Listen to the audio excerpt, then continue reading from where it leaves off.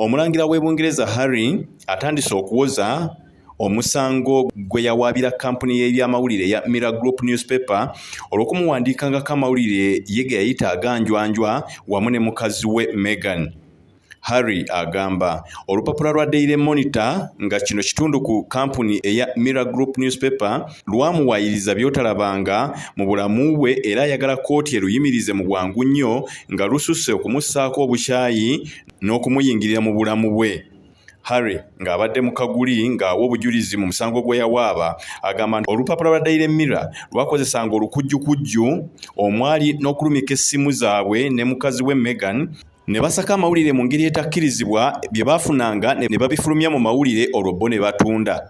Harry ategeezezza kkooti nti kimususseeko mu kiseera kino era kimukeese. Wabula bino byonna kampuni ya Mirror Group newspaper lubyegaana nga lugamba tewali bujulizi bwonna Harry bw'asobola kusowolayo bulagira ddala nti amawulire agamusakibwako gaali mafu oba gaasakibwa mu ngeri enfu. Harry agamba kampuni erudde ng'emuwandiikako obubi naye mu kiseera ekyo yali akyali munda mu lubiri era ng'ensonga zonna ez'ebyamawulire zikolebwako abantu b'omu lubiri munda naye okuva lwe yavaayo yalaba nga kyali kimwetaagisa okugenda mu kkooti abeeko bwakola ebintu bye nga tayambiddwako olubiri. Puliida wa MGN Andrew Green agamba nti Harry talina bujulizi bwonna era bagenda kumumegera mu kkooti era asasule. Wabula Harry n'ategeeza nti obujulizi abulina newankubadde ng'essimu abasasize baakozesanga olwamalanga okuzirumikirako essimu nga bazikasuka. Ono agamba bamuwandiikako amawulire nga sitori zisoba mu 14 wakati wa 1996 ne 2016 nga yali akyalina mwana muto era ng'alina amawulire emboozi oba sitori 33 z'amaze okuwaayo kkooti egireeza ekebejja okusobola okuyimirizaawo omusango gwe.